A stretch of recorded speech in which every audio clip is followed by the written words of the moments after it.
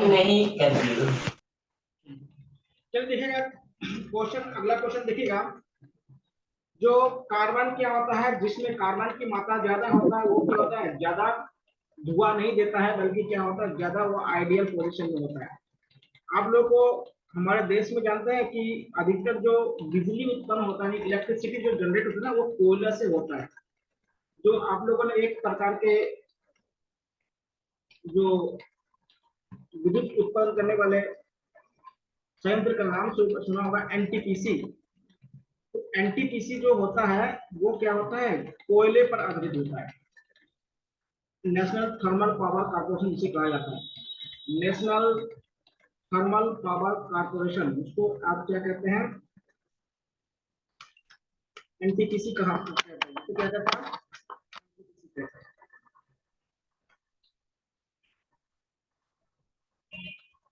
ये क्या भारत में लगभग 60% क्या होता है, जो बिजली आपको इलेक्ट्रिसिटी मिल रहा है, विद्युत या बिजली जो है, ये यहीं से प्राप्त होता है, ध्यान दीजिएगा।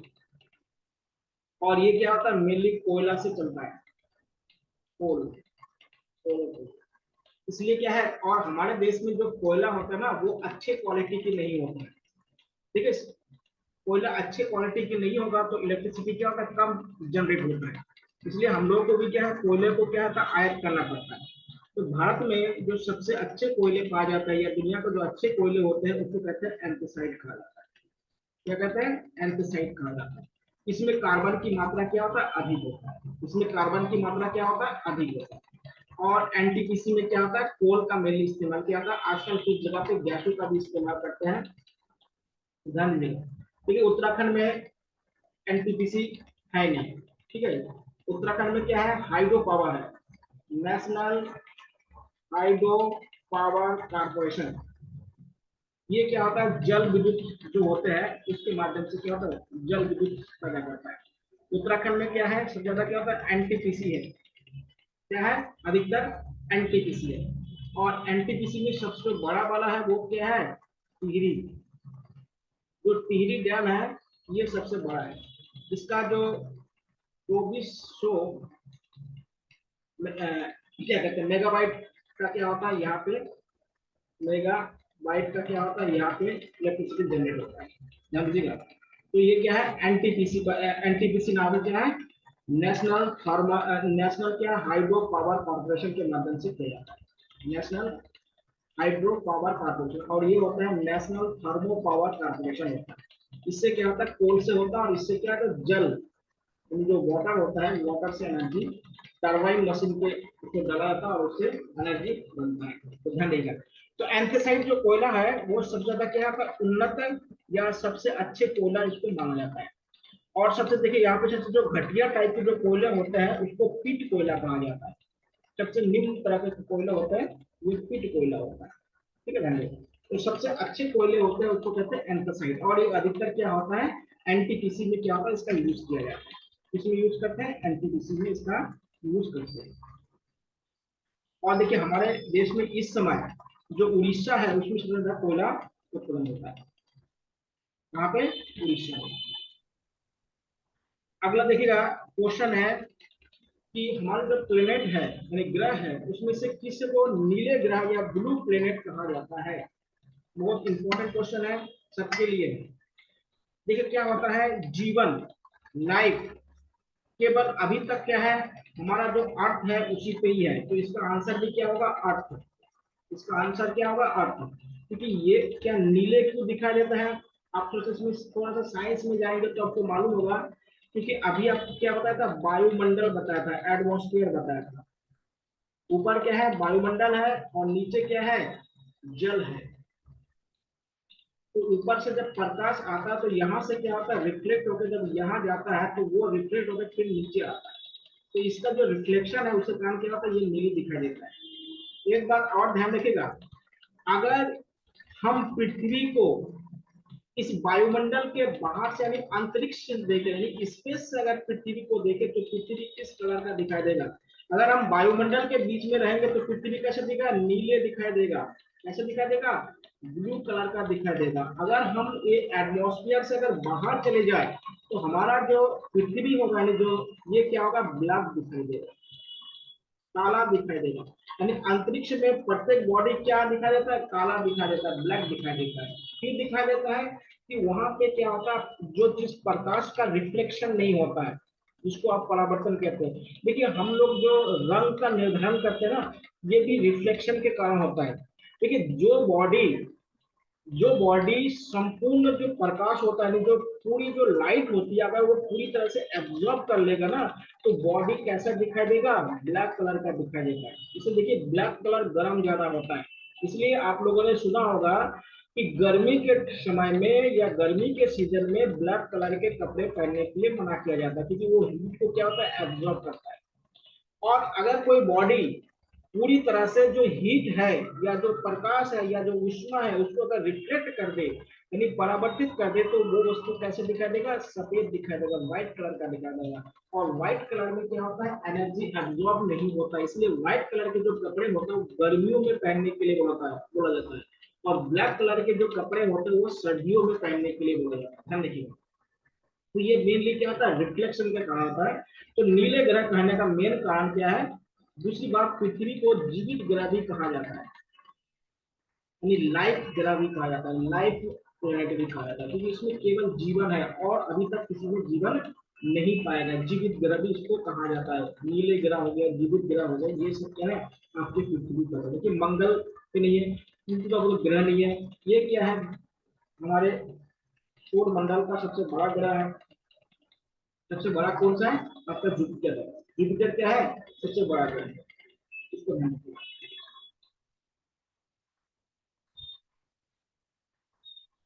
ठीक है, अर्थ है। अर्थ क्या है सबसे, यहाँ पे जीवन क्या है, अर्थ में ही क्या है, अभी तक जीवन संभव है, और किसी में अभी तक क्या है, जीवन संभव नहीं है। इसको याद रखिए।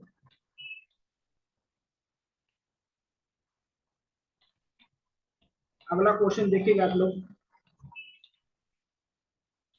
टाइडल किसे कहते हैं, टाइडल या ज्वार भाटा। आप लोगों ने समुद्र में अगर कभी गए होंगे, समुद्र किनारे पे, तो आप लोगों को इसको देखने को मिला। देखिए क्या होता है कि जो हमारा मून है और हमारा सन है, मून है और हमारा सन है। आप लोगों को मालूम होगा कि इस अर्थ में जितने भी बॉडी होगा, ये हमारा अर्थ है। जो भी बॉडी होगा उसके अंदर क्या होता है, ग्रेविटी होता है। हमारे अंदर भी ग्रेविटी है। दुनिया में कोई भी ऐसा वस्तु नहीं है जिसमें ग्रेविटी नहीं होता है, सब में ग्रेविटी होता है। तो जो बॉडी का मास जितना ज्यादा होगा उसमें ग्रेविटी उतना ज्यादा होगा, जिसका मास जितना कम होगा उसके अंदर ग्रेविटी उतना कम है। मास की बात बोलो, वेट और मास में अंतर होता है, आप लोग जानते हैं। तो देखिए क्या होता है कि ये जो मून है और जो सन है, इसके जो ग्रेविटी कारण क्या होता है, जब ग्रेविटी पृथ्वी की, जब पृथ्वी के नजदीक आते हैं, तो ये ग्रेविटी से क्या होता है, पृथ्वी के वस्तु को अपनी ओर खींचते हैं। जब अपनी ओर खींचते तो पानी क्या होता है, तरल होता है, तो ये क्या होता है, मूवमेंट करना शुरू कर देता है। सबसे मेन कारण तो यही है, टाइडल का क्या था, मेन कारण यही है। जो क्या होता है, मून और जो सन होता है, इसका जो ग्रेविटी होता है, उससे ग्रेविटी कारण क्या होता है, जो वाटर बॉडी होता है वो क्या होता है, गतिमान हो जाता है, इसमें गति आ जाती है। और एक बात और ध्यान रखिए, तो इसमें क्या था कि क्या जरूरी क्या है, तो क्या है, चंद्रमा का गुरुत्वाकर्षण, मून से ग्रेविटी यहाँ पे आंसर है। देखिए एक बात समझ लीजिए, ये जो टाइटल आता है ना, किसी भी जगह पर 12 घंटे 36 मिनट में वहां पर दोबारा फिर से टाइडल आएगा। यानी एक जगह पे 24 घंटे में लगभग क्या है, 2 बार टाइडल आता रहता है। यानी ज्वार भाटा क्या होता है, एक जगह पे 24 घंटे में 2 बार आते हैं। हम लोगों ने पिक करके शूटिंग वगैरह में देख लो, तो वो लोग शूटिंग भी किया था, उसी समय के अनुसार करते हैं। किसी भी समुद्र में दिन में यानी 24 घंटे में 2 बार टाइडल आता है। एक बार सूर्य के कारण आता है और एक बार चंद्रमा के कारण। चंद्रमा का क्या होता है, गुरुत्वाकर्षण ज्यादा है क्योंकि वो पृथ्वी से नजदीक है। पृथ्वी से नजदीक होने के कारण क्या होता है, चंद्रमा क्या होता है, उसके ग्रेविटी फोर्स ज्यादा होता है, इसलिए चंद्रमा का जो टाइडल है वो दिन ज्यादा होता है, और सन का टाइडल क्या होता है, कम। तो क्या होता है, जो मून के जो ग्रेविटी है उसी कारण से ये होता है, उसी कारण से होता है, मून के ग्रेविटी कारण से होता है। आप लोग जानते हैं कि हमारे पृथ्वी पर जो ग्रेविटी होता है वो भी क्या होता है, अलग अलग जगह पे अलग अलग होता है। ग्रेविटी क्या होता है, अलग अलग जगह पे अलग अलग। अब देखिएगा जीवाश्म या जिसको फॉसिल्स कहते हैं, ये बहुत इंपॉर्टेंट है, उत्तराखंड में पूछा गया सवाल है, इसको ध्यान रखिएगा। ये क्या आप देखिए, हमारा जो अर्थ है उसमें अलग अलग प्रकार के रॉक्स होते हैं, चट्टान जिसे कहते हैं। और एक बात और आप लोग समझ लीजिएगा, एक क्वेश्चन उत्तराखंड में ये पूछा गया था कि उत्तराखंड के किस भाग में, यानी हिमालय के किस भाग में फॉसिल पाया गया। फॉसिल मतलब जो जीव जंतु के क्या हुआ अवशेष, मरने के बाद जो उनके शरीर का जो अवशेष बचा होगा उसको क्या कहा, फॉसिल्स कहा जाता है। देखिए क्या है कि हिमालय बनने से पहले यहाँ पे जीव जंतु नहीं थे, पहली बात समझ लीजिए। हिमालय जब बना होगा तो यहाँ पे क्या है, जीव जंतु नहीं रहे होंगे, पेड़ पौधे भी नहीं थे, उस समय की बात है, हिमालय उस दौर के बने हुए होंगे। तो इसलिए क्या होता है, जो ग्रेटर हिमालय है वहां पे तो किसी प्रकार के फॉसिल्स नहीं पाए गए। जो मिडिल हिमालय है उसमें भी फॉसिल्स नहीं है। जो हमारा शिवालिक हिमालय है यहाँ पे फॉसिल्स पाए गए, क्योंकि शिवालिक हिमालय क्या सबसे नवीन हिमालय वाला भाग है। और शिवालिक हिमालय क्या है, अभी भी क्या है, उसमें एक्सपेंशन हो रहा है। तो शिवालिक वाला जो भाग है उसमें फॉसिल पाए गए हैं, और ना तो मिडिल हिमालय में फॉसिल पाए गए, ना तो ग्रेटर हिमालय या जिसको मध्य महान हिमालय कहा जाता है उसमें फॉसिल नहीं पाए। इसका मतलब ये है कि जब हिमालय बने थे तब तो जीव जंतु या पेड़ पौधे का विकास नहीं हुआ था। इसका कहने का मतलब ये। अब ये इसको देखिएगा, ये जो अग्नेय चट्टान है जिसको आप इग्नियस रॉक कहते हैं, ये क्या होता है, ज्वालामुखी के उद्भव के कारण बना है। यानी क्या होता है, जो हमारा वैल्केनो है, यानी कि जो हमारा क्या है, वैल्केनो है, वैल्केनो मतलब ज्वालामुखी है। तो ज्वालामुखी के जो मैग्मा होता है उसके जमने से ये बनता है। ज्वालामुखी में आप जानते हैं मैग्मा बन निकलता है, जो लावा के, ठीक है, मैग्मा और लावा में थोड़ा सा अंतर होता है। मैग्मा जब अंदर होता है तो उसको मैग्मा कहते हैं, जब ज्वालामुखी के बाहर वही चीज जब बाहर आ जाता है तो उसको लावा कहा जाता है।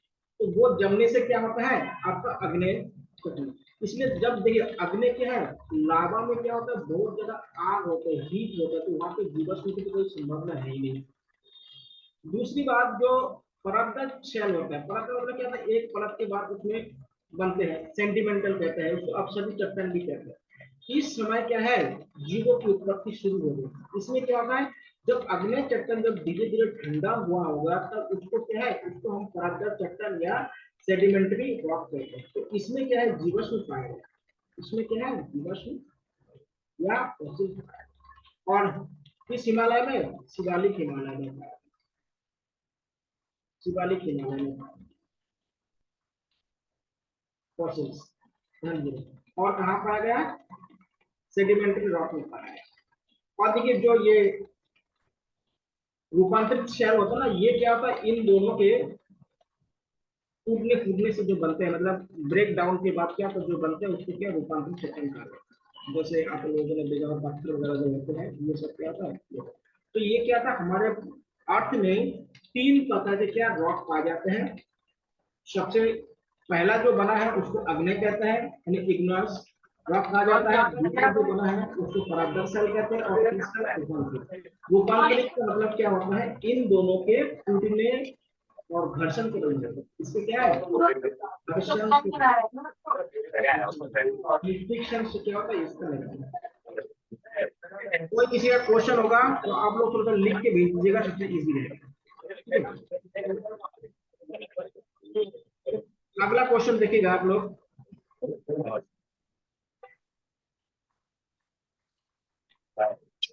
देखिए वही आएगा, ग्लोबल ग्रीन हाउस इफेक्ट किसे कहते हैं। ये चीज क्या है, आप लोगों ने पहाड़ों में बहुत ज्यादा देखे होंगे। पहाड़ों में आप लोगों ने ग्रीन हाउस इफेक्ट बहुत ज्यादा आप लोग देखे होंगे। मैंने हल्द्वानी में भी बहुत जगह देखा हूँ, इस तरह के खेती करते हुए देखे होंगे। देखिए क्या होता है कि ग्रीन हाउस का मतलब होता है, अभी आपको पता है कि जो हमारे वायुमंडल है वो कंबल यानी ब्लैंकेट के रूप में काम करता है। वो क्या होता है कि सूर्य से जो हीट या प्रकाश जो आता है उसको क्या है बाहर निकलने से रोकता है।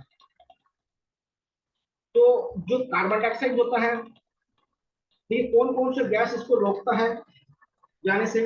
एक तो कार्बन डाइऑक्साइड क्या होता है इन गैसों को जाने से रोकता है, इन जो सूर्य के प्रकाश में जो ऊर्जा है उस ऊर्जा को जाने से रोकता है।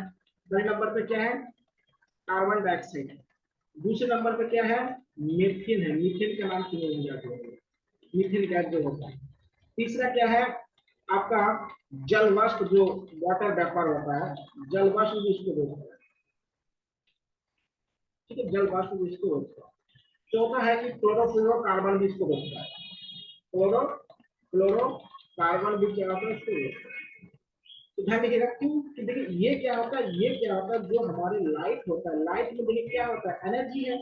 उस एनर्जी को एब्जॉर्ब करता है, ये अवशोषित करता है। क्या करता है? एब्जॉर्ब करता है या अवशोषित करता है। ग्रीन हाउस का मतलब क्या होता है? एक पॉली हाउस आप लोगों ने पहाड़ों में सुना होगा, पॉली हाउस। उसमें पहाड़ से क्या होता है, प्लास्टिक के क्या होता है कवर कर देते हैं, और दिन के टाइम पे क्या होता है सन के जो रेजेस होते हैं वो अंदर जाते हैं, और क्या होता है ये बाहर नहीं निकल पाते। जब बाहर नहीं निकलता तो अंदर का जो टेम्परेचर है इस टेम्परेचर को बढ़ा देते हैं, और बाहर का जो टेम्परेचर है वो क्या होता है अंदर के टेम्परेचर से कम होता है। यानी किसी भी एरिया का या किसी भी चैम्बर का टेम्परेचर को बढ़ा देना क्या होता है? ग्रीन हाउस इफेक्ट होगा। हरित प्रभाव क्या होता है? किसी भी एरिया का, किसी भी चैम्बर का, किसी भी रूम का समझ लीजिए उसके आंतरिक टेम्परेचर को बढ़ा देना ही क्या होता है? ग्रीन हाउस इफेक्ट होता है। और इसमें कार्बन डाइऑक्साइड, मैथेन, जलवाष्प, कार्बन, क्लोरोफ्लोरोकार्बन, ये जो होता है ये इनका इंपॉर्टेंट रोल होता है। ये क्या होता है? इसको बढ़ा देता है। इसलिए क्या होता है? इनको ग्रीन हाउस गैसेस कहा जाता है। इनको क्या कहता है? इनको ग्रीन हाउस गैसेस कहा जाता है। ग्रीन हाउस गैसेस कहा जाता है। ध्यान दीजिएगा, इनको ग्रीन हाउस गैसेस कहते हैं। कार्बन तो कार्बन डाइऑक्साइड होता है ना, ये एयर पोल्यूटेड नहीं हो करते, ये ग्रीन हाउस के लिए इफेक्टेड होता है। और जो कार्बन मोनोऑक्साइड होता है वो एयर पोल्यूटेड होते हैं। कार्बन मोनोऑक्साइड का फॉर्मूला क्या होता है? CO होता है। तो ये क्या होता है? ये एयर पोल्यूटेड करता है। लेकिन कार्बन डाइऑक्साइड जो होता है CO2, ये क्या होता है? एयर पोल्यूटेड नहीं करता है, बल्कि क्या होता है? ये ग्रीन हाउस इफेक्ट करता है, या जिसको ग्लोबल वार्मिंग कहते हैं उसको करने का काम करता है। तो हरित गृह गैस कौन सा हो गया आपका? Carbon dioxide. कार्बन डाइऑक्साइड क्या होगा आपके? हरित गृह गैस हो जाता है। ये क्या होता है? हमारे अर्थ के टेम्परेचर को क्या कर देते हैं? बढ़ा देते हैं। ठीक है, अर्थ के टेम्परेचर को बढ़ा देते हैं।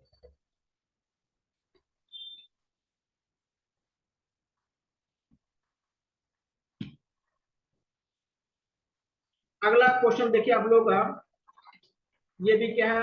एनर्जी संबंधित है। इसमें ये बोल रहा है कि जो 11 परंपरागत नॉन मतलब जो एनर्जी होता है वो कौन सा है? यानी देखिए एक होता है ना जो हम रोज उसका यूज करते हैं, उसको परंपरागत करते हैं, और जो क्या होता है हम लोग रोज उसका यूज नहीं कर पाते हैं, वो कौन सा है?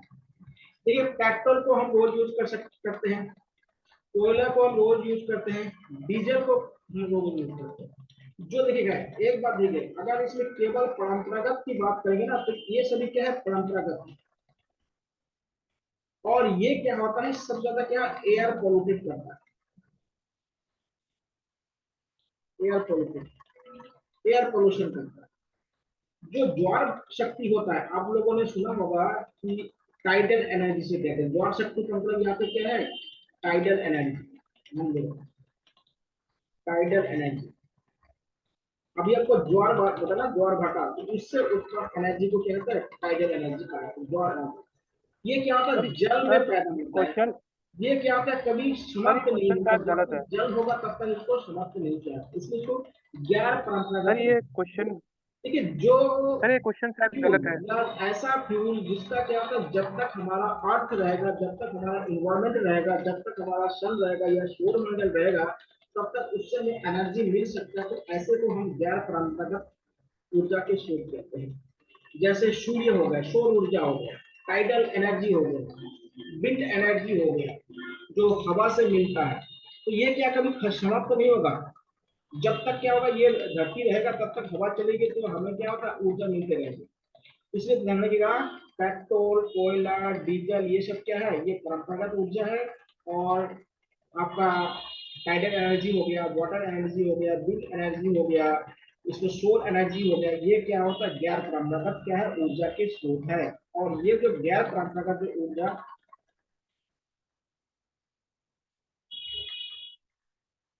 Question framing. सर ये सर ये गैर परंपरागत है ना सर? परंपरागत होगा कि गैर? गैर में तो एक सर मिनट, एक मतलब मिनट। जैसे नॉन कन्वेंस।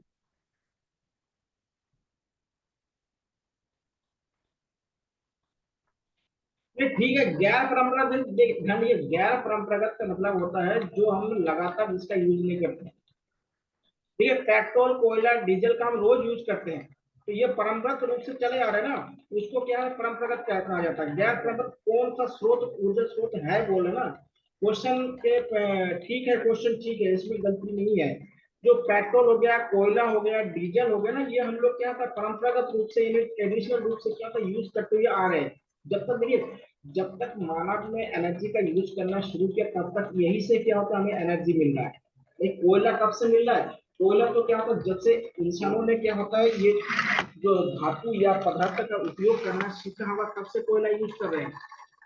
लेकिन जो यस सर। टाइडल एनर्जी है ना, ये क्या है, अभी नए नए लोग यूज करना शुरू हुआ। आप लोग जानते हैं कि हमारे देश में जो गुजरात है ना, गुजरात के आसपास क्या टाइडल एनर्जी बहुत ज्यादा यूज किया जाता है, क्योंकि वहां पे क्या होता है, यस जो सर। ज्वार क्या होता है, बहुत ज्यादा होता है। आप लोग जानते हैं गुजरात में इतना नमक क्यों पैदा होता है, क्योंकि नमक का खेती कहाँ पे होता है, गुजरात में होता है, साल्ट। क्योंकि गुजरात। वहां पर टाइडल जब आता है ना, तो पानी को क्या होता है, जो नमकीन पानी होता है उसको भर लेते हैं, और वो क्या होता है, उस पानी को क्या होता है, सोख के उसमें से जो नमक अलग कर लिया जाता है। तो वो क्या है, परंपरागत है, जो क्या था, हम लोग रोज, यानी पुराने समय से जो यूज करते हुए आ रहे हैं। और ये जो मतलब जो सोलर ऊर्जा है, यानी सोलर एनर्जी है, ये क्या है, हम बहुत दिनों से यूज नहीं कर रहे, कुछ ही सालों से यूज कर रहे हैं। उसके बाद जो वाटर है, हाइड्रो इलेक्ट्रिक है, जो वो भी क्या है, बहुत दिनों से यूज नहीं कर रहे, समझिएगा। उसके बाद विंड एनर्जी है, जो पवन ऊर्जा ओके ओके। कहते हैं, वो भी हम क्या बहुत दिनों से यूज नहीं कर रहे। उसका क्या बहुत ही नवीन ऊर्जा के स्रोत के काम कहा जाता है। उसको क्या था, नवीन ऊर्जा हाँ है, सर। सर ये क्योंकि बायो में सर हाँ ये बायो बताइए। में इसको लेते लेते ना सर, जैसे बायो में हम ऐसे पढ़ते हैं ना सर, जैसे ये ग्रीन एनर्जी का सोर्स है, जैसे ये टाइडल वॉल्यूम और हाइड्रोथर्मल वेंट होते हैं सर, ये और ये पंचक्कियां होती हैं, और सर ये आपका जैसे हमारे उसमें घराट होते हैं ना हाँ हाँ सर, हाँ ये मतलब पॉल्यूशन नहीं करते हैं, तो हम बायो में इसको इस वे पे पढ़ते हैं, मतलब स्वच्छ एनर्जी, ग्रीन हाँ, एनर्जी के ठीक है, रूप में, और ग्रीन सर एनर्जी इनको। तो है, लेकिन देखिएगा, एकदम ग्रीन एनर्जी नहीं कह सकते, सभी को ग्रीन एनर्जी नहीं कह सकते, समझ लीजिएगा। देखिए, इसमें क्या होता है, हम्म। एटॉमिक एनर्जी भी आता है ग्रीन एनर्जी में, यस समझ सर। लीजिएगा। लेकिन एटॉमिक एनर्जी क्या होता है, अगर मान लिया उसमें से रेडिएशन हो जाएगा ना, तो वो नुकसान भी करता है, ऐसे नुकसान नहीं करता है। जैसे आप लोग जानते हैं कि हमारे देश में बहुत सारे एटॉमिक रिएक्टर है, उससे एनर्जी तो मिलता है, लेकिन उसमें क्या होता है, वो भी क्या होता है, ग्रीन एनर्जी में आता है, लेकिन क्या होता है, अगर कभी रेडिएशन हो गया तो वो नुकसान हो जाता है। देखिए, यहाँ पे ग्रीन एनर्जी की बात नहीं कर रहा है, यहाँ पे क्या हो रहा है कि ऐसे एनर्जी की बात कर रहा है जो हम क्या होता है, लगातार यूज नहीं कर रहे हैं।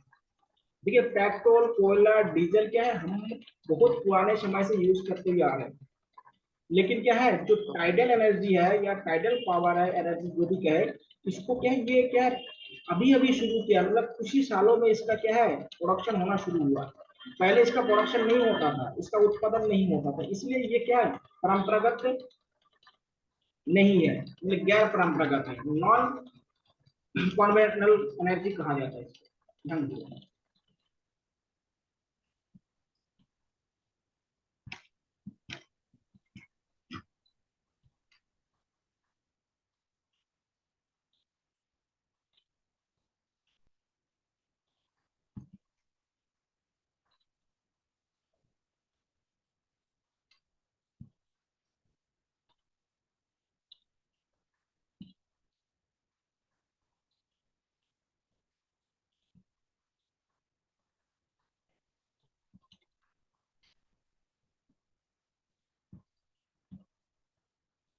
चलिए, अगला क्वेश्चन देखिए आप लोग को बता कि जो साइंटिफिक आप लोग का है तो साइंस संबंधित जो है उसमें कल है कि किसका योगदान प्राचीन भारत में चिकित्सा संबंधित है, यानी हेल्थ से संबंधित है, इनमें से बोल रहा है। देखिए इनमें से जो हेल्थ से है वो है आपका चरक। देखिए आप लोगों को बता था कि ये जो चरक है ये क्या है, बहुत बड़े क्या थे, शल्य चिकित्सक थे। शल्य चिकित्सक का मतलब होता है ऑपरेशन करने वाला, सर्जन। ये भारत के पहले क्या थे, सर्जन थे। क्या थे, सर्जन। सर्जन मतलब क्या है, ये शल्य चिकित्सा से संबंधित है। शल्य चिकित्सा का मतलब कहते हैं सर्जन जिसे कहते हैं, चिकित्सक। ये शल्य चिकित्सक थे। इन्होंने 121 प्रकार के क्या है उपकरण के बारे में बताया था जिससे क्या है शल्य चिकित्सा हो सके। कितने प्रकार के, 121 प्रकार के उपकरण बताए थे जिससे शल्य चिकित्सा हो पाए। ध्यान देखिएगा। तो इनको क्या है, भारत का बहुत बड़े क्या है आयुर्वेद के बहुत बड़े ज्ञाता इनको माना जाता है। और एक इसके समान थे, ये एक बहुत बड़े शासक थे जिसका नाम है कनिष्क। कनिष्क के दरबार में रहते थे। इसके दरबार में रहते थे कनिष्क। देखिए पाणिनि के बारे में जानिएगा। ये क्या है, भारत का पहला व्याकरणविद है, यानी ग्रामर। संस्कृत का पहला ग्रामर है और इन्होंने एक बुक लिखा है जिसे क्या है अष्टाध्यायी कहा जाता है। ये क्या है, संस्कृत का पहला ग्रामर है और ये लगभग क्या होता है 500 BC में लिखा गया है। मतलब इससे पहले भारत में कोई भी बुक लिखी नहीं जाती थी, बल्कि क्या है केवल याद किया जाता था। ध्यान देगा, इससे पहले क्या भारत में कोई बुक क्या लिखी नहीं जाती थी बल्कि याद किया जाता था, कंठस्थ किया जाता था। और इसके बाद क्या बुक लिखना शुरू हो, तो पाणिनि क्या हुआ, सबसे पहले क्या है ग्रामर लिखा है, संस्कृत के ग्रामर लिखा है, इनका नाम क्या अष्टाध्यायी। और ये 500 BC में उन्होंने लिखा। भाष क्या एक लेखक है और हर्ष क्या एक शासक है। हर्षवर्धन का नाम सुनेगा, हर्ष मतलब यहाँ पे हर्षवर्धन। तो हर्षवर्धन के बारे में आप लोग जानते हैं, तो हर्षवर्धन यहाँ पे आ जाएगा। तो हर्षवर्धन आप लोग जानते हैं कि इनके दरबार में एक बहुत बड़े कवि थे, आप लोग को बताया था, जिनका नाम था बाणभट्ट, जिन्होंने हर्षचरित लिखा था। और हर्षवर्धन के दरबार में कौन आए थे, वाइन सिंह आए थे। कौन आए थे, वाइन सिंह, जो चीनी यात्री थे। और जो आधुनिक कुंभ मेला है उसको स्टार्ट करने का श्रेय क्या है, इन्हीं को जाता है, हर्षवर्धन को जाता है। अगला क्वेश्चन है पेट्रोलियम से संबंधित है। विश्व में सबसे ज्यादा पेट्रोलियम किस देश में उत्पादन होता है। देखिए इन जो देशों में दे रखा ना, इसमें सबसे ज्यादा होता है यूएसए में। जो देश दे रखा है इसी में होगा। अगर यहाँ पे सऊदी अरब देगा दिया होता तो सऊदी अरब ज्यादा होगा। तो इन देशों में क्या है आपका यूएसए ज्यादा होता है, क्योंकि यूएसए क्या होता है, इन देशों से क्या है कच्चे तेल खरीद के क्या होता है उसको रिफाइन करके क्या होता है फिर बेचते हैं। यूएसए ये काम करते हैं। तो इसका यूएसए क्या होगा। और भारत में अगर देखा जाए तो भारत में कौन सा राज्य है, गुजरात। गुजरात में सबसे पहले क्या है, सबसे ज्यादा क्या था पेट्रोलियम का प्रोडक्शन होता है, उत्पादन है। उत्पादन कहाँ होता है, गुजरात में। और अगर किसी एक पर्टिकुलर स्थान की बात बताई जाए तो वो क्या है, बॉम्बे हाई। बॉम्बे हाई में सबसे ज्यादा पेट्रोलियम किसी एक स्थान पर उत्पादन किया जाए तो यहाँ पे होता है। ये कहाँ पे है, अरब सागर में। बम्बई हाई कहाँ पे है, अरब सागर। सबसे पहले पेट्रोलियम खनन कहाँ पे किया गया था, डिगबोई में। डिगबोई का नाम आप लोग जानते हैं। डिगबोई में क्या है, सबसे पहले भारत में पेट्रोलियम का खदान किया गया था, यानी माइनिंग की गई थी डिगबोई। डिगबोई कहाँ पे है, ये असम। डिगबोई कहाँ पे है, ध्यान दीजिएगा। तो असम में डिगबोई है जहाँ पे सबसे पहले पेट्रोलियम का खदान किया जाता है, माइनिंग किया जाता है। गुजरात में सबसे अधिक होता है। अगर किसी एक पर्टिकुलर जगह की बात करें तो क्या है, बम्बई। भारत का सबसे बड़ा तेल शोधन कारखाना कहाँ सा है, जामनगर। भारत का सबसे बड़ा क्या है, रिफाइनरी यहाँ पे तेल शोधनशाला, उसको रिफाइनरी कहते हैं। कौन सा है? जामनगर। जामनगर कहाँ पे है? गुजरात में। ये रिलायंस का है, ध्यान देगा। ये जामनगर जो रिफाइनरी है ना, ये रिलायंस का है। किसका है? रिलायंस का। ध्यान देगा। तो भारत का या एशिया का सबसे बड़ा क्या है? रिफाइनर है ये। तो जगह के में ये सब क्या है, क्वेश्चन पूछ सकते हैं कि कौन सी जगह पे है। तो तेज स्टूडेंट क्या है, आप लोग को स्टेट वाले क्वेश्चन में इसको पूछा जा सकता है। अगला क्वेश्चन देखिएगा, जो वायुमंडल होता है, एटमॉस्फेरिक प्रेशर किससे नापते हैं? आजकल देखिएगा, आपको बताता हूँ, ये बहुत ही इंपॉर्टेंट चीज। अगर आपके घर में वो मशीन होगा तो आप लोग उसको यूज कर सकते हैं। देखिए, इसको मापते हैं बैरोमीटर से। किससे मापते हैं? बैरोमीटर से मापते हैं। अगर आपके पास बैरोमीटर है तो मौसम के बारे में बहुत कुछ जान सकते हैं। बैरोमीटर की जो रीडिंग्स होती है, यहाँ पे क्या पर रीडिंग्स होती है, अगर बैरोमीटर की रीडिंग क्या बहुत ही तेज गति से अगर नीचे आती है, तेज गति से, बहुत ही क्विकली, तो मौसम कैसा होगा? तूफान आने वाला होगा, स्टॉर्म आने के संकेत देता है। ध्यान दीजिएगा।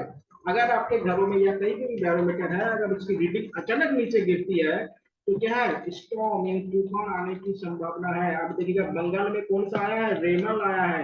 उसका इफेक्ट देखिएगा यहाँ तक, उत्तर प्रदेश तक पहुंच चुका है। यहाँ पे हवा पूरी बाहर बहुत तेज हवा चल रही है। दूसरी बात है, अगर ये रीडिंग क्या है, धीरे धीरे नीचे आ रहा हो, धीरे धीरे नीचे आ रहा हो, तो मौसम कैसा होगा? वर्षा वाला, रेनफॉल हो सकता है। अगर ये रीडिंग धीरे धीरे नीचे आ रहा है तो आप समझ जाइए कि उस स्थान पे क्या होने वाला है? बारिश होने वाला है। और अगर ये रीडिंग धीरे धीरे अगर ऊपर जाने वाला हो, ऐसे धीरे धीरे अगर ऊपर जाने वाला हो रीडिंग, तो मौसम क्या होगा? क्लीन, साफ होने वाला है। तो आप बैरोमीटर से क्या होता है, किसी भी जगह के मौसम के बारे में बता सकते हैं। जो मौसम वैज्ञानिक होते हैं, ये सब क्या है? बैरोमीटर से क्या होता है? नापते हैं। आजकल देखिए, पंतनगर विश्वविद्यालय से क्या होता है? मौसम के बारे में क्या उत्तराखंड में बताया जा रहा है, तो इसके लिए देखिएगा हमारे आसपास क्या है, मौसम के बारे में जो बताने वाला है वो पंतनगर विश्वविद्यालय से बताया जा रहा है। वहाँ पे मौसम विभाग के क्या है, ऑफिस वगैरह है। तो ध्यान रखिएगा, अगर अचानक रीडिंग नीचे आ जाए तो तूफान आने की संभावना है मौसम में। अगर धीरे धीरे नीचे आ रहा है तो मौसम यानी हमारा जो एटमोस्फेयर है, जहाँ पे भी हम लोग हैं, उसमें बारिश होने की संभावना है। धीरे धीरे ऊपर जा रहा है तो मौसम क्या होगा? क्लीन हो जाएगा, यानी साफ होने की संभावना है। और बैरोमीटर से क्या होता है? हम वायुमंडलीय दाब को नापते हैं। देखिए, जो फोटोमीटर होता है, ये क्या होता है? प्रकाश की तीव्रता को नापा जाता है। एमीटर क्या होता है? जो आप लोग जानते हैं, जो इलेक्ट्रिसिटी होता है उसको नापते हैं। और गोलोमीटर होता है किसी वस्तु की जो गोलाई होता है, गोलाकार जो होता है, उसको गोलोमीटर से क्या होता है? नापा जाता है। समझिएगा। इसमें देखिए, ये जो गोलोमीटर है ना, पहले के जो गाड़ी वगैरह में जो रफ्तार वगैरह नापते थे, उसमें इस गोलोमीटर का इस्तेमाल होता था। आजकल तो क्या है, डिजिटल हो चुका है, तो उसमें समझिएगा। तो बैरोमीटर क्या है? आपके वायुमंडलीय दाब को नापने का क्या है? यूनिट है। कौन सा है? बैरोमीटर। अगला देखिएगा, पोलियो के टीके की खोज किसने की? ये भी साइंटिफिक क्वेश्चन है, ध्यान दीजिए, बहुत इंपॉर्टेंट है। पोलियो पहले बताइए किससे होता है? पहले तो आप ये बताइए, पोलियो होता है? पोलियो के बारे में आप लोग जानते हैं, टीका दिया गया है। देखिए, पोलियो होता है आपका वायरस से, यानी विषाणु से होता है। और इसकी खोज किया था जोनास साल्क ने किया। Jonas Salk. अब देखिए, पोलियो के वायरस कैसे पहुंचते हैं? दूषित जल से पहुंचते हैं। और इससे क्या होता है? जो हाथ पैर खराब हो जाता है, आप लोग जानते हैं, जो टीका बनाया गया था जोनास, जोनास साल्क। देखिए, भारत में 2014 में पोलियो मुक्त भारत घोषित किया गया। भारत को पोलियो मुक्त कब घोषित किया गया? 2014 में, याद रखिएगा।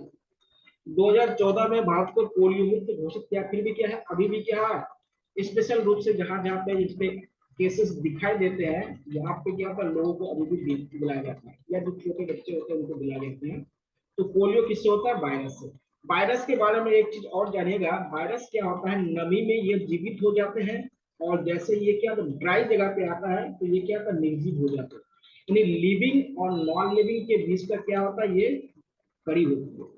इसे देखिएगा, कोरोना वायरस का नाम सुने, जब हमारे नाक के अंदर, मुंह के अंदर जाए तब वो एक्टिव होते हैं, बाहर कोई एक्टिव नहीं होता। इसलिए तो मास्क वगैरह लगाने के लिए बोला गया है। ये जो वायरस है ये सजीव और निर्जीव के बीच में, लिविंग थिंग्स और नॉन लिविंग थिंग्स के बीच में क्या होता है, बीच में कड़ी होती है। सूखे में ये क्या होता है, नॉन लिविंग थिंग बन जाएगा, और जैसे इसको नमी मिलेगा तो क्या होगा, ये एक्टिव हो जाएगा। ये क्या है आपके जोनस साल करने क्या है इसको हो गया। अगला क्वेश्चन देखिएगा, ये भी क्या है आप लोग का स्टेट से संबंधित है। जनसंख्या 2011 के अनुसार निम्न में से कौन सा सर्वाधिक जनसंख्या वाला राज्य है। सर्वाधिक जनसंख्या वाला राज्य, हाईएस्ट पॉपुलेशन वाला स्टेट कौन सा है, आप लोग सब जानते हैं, उत्तर प्रदेश। उत्तर प्रदेश में क्या है सबसे ज्यादा जनसंख्या। सबसे कम जनसंख्या कहाँ पे है, ये तो सबसे अधिक हो गया। सबसे कम कहाँ पे है, सिक्किम, इसको भी याद रखिएगा। सबसे अधिक तो जान गए हैं, लेकिन सबसे कम भी जानिए। कम कहाँ पे है, सिक्किम, और सबसे अधिक कहाँ है, उत्तर प्रदेश। डेंसिटी के हिसाब से देखा जाए, जन घनत्व के हिसाब से देखा जाए, आप लोगों को पता था बिहार में सबसे अधिक, बिहार में हाईएस्ट डेंसिटी, और सबसे कम कहाँ है, अरुणाचल प्रदेश। अरुणाचल प्रदेश में सबसे डेंसिटी के हिसाब से देखा जाए तो अरुणाचल प्रदेश में सबसे कम, और बिहार में सबसे ज्यादा क्या है आपका डेंसिटी के हिसाब से है। बिहार में क्या डेंसिटी सबसे ज्यादा है, आपको बताया। चलिए अगला क्वेश्चन देख लेते हैं। अगला क्वेश्चन है ये आपके लिए भी इंपॉर्टेंट है, आप लोग जो टीचिंग एप्टीट्यूड में भी ये चीजें है। सर्वेंट ऑफ इंडिया सोसाइटी की स्थापना किसने की थी। देखिए ये क्या है, गोपाल कृष्ण गोखले जी है, इन्होंने की थी, इन्होंने 1905 में इसकी स्थापना की। कब क्या था, 1905 में। तो इनको स्थापना किसने किया था, गोपाल कृष्ण गोखले। ठीक है, इनका स्थापना किसने किया था, गोपाल कृष्ण गोखले। तब क्या था, 1905। इनका मतलब होता है कि जो ये सोसाइटी का मेन काम क्या था, लोगों को जागरूक करना, लोगों को क्या शिक्षा वगैरह, यानी देश के प्रति क्या था, देशभक्ति को जगाना, जागरूक करना, अवेयरनेस पैदा करना लोगों में। और इनके जो मेंबर थे वो क्या था, जो उस समय होम रूल आंदोलन चल रहे थे उसमें भाग नहीं लेने का क्या था इसका नियम। सर सैयद अहमद खान कौन थे, ये पहला मुस्लिम धर्म सुधारक या कह सकते समाज सुधारक। एनी बेसेंट कौन थे, ये आयरलैंड की एक लेडी थी जिन्होंने भारत में क्या है परचम प्रचलित किया। और एनी बेसेंट क्या है, कांग्रेस के पहले महिला अध्यक्ष बने। राजा राममोहन राय को आधुनिक भारत का निर्माता कहा जाता है, आप लोग पढ़े होंगे। आधुनिक भारत का निर्माता कहा जाता है किनको, राजा राममोहन राय। राजा राममोहन राय ने क्या है, सती प्रथा को उन्मूलन करने के लिए काम किया, सती प्रथा। दूसरा महिला शिक्षा, फीमेल एजुकेशन में बहुत अच्छा ध्यान दिए। तो आज हम लोग यहीं तक ही करते हैं क्योंकि टाइम भी बहुत ज्यादा हो गया, और आप लोग भी है तो कल से फिर देखेंगे। किसी कोई क्वेश्चन है तो आप लोग बताइएगा। और एक बात ध्यान रखिएगा, जो गोपाल कृष्ण गोखले थे ये गांधी जी के राजनीतिक गुरु थे। गांधी जी के क्या थे, राजनीतिक गुरु भी थे गोपाल कृष्ण गोखले। तो आज थोड़ा मौसम भी थोड़ा ठीक नहीं है तो फिर कल करते हैं, आज यहाँ तक ही करते हैं। किसी कोई क्वेश्चन है तो आप लोग पूछ सकते हैं। सर वो आपने उड़ीसा में बताया था ना सर, वो कोयला उड़ीसा कौन में सा, मिलता है, क्या बोल रहे थे सर, एंथ्रो। सर वो उड़ीसा में जो एंथ्रोसाइड में बताया था ना आपने, कोयला क्या बोल रहे थे अच्छा आप वो अच्छा, मेरे को। उड़ीसा में क्या हाँ। होता है, एंथ्रासाइड का ज्यादा प्रोडक्शन होता है। वर्तमान में बोल रहा, प्रोडक्शन उत्पादन होता है, उत्पादन। अच्छा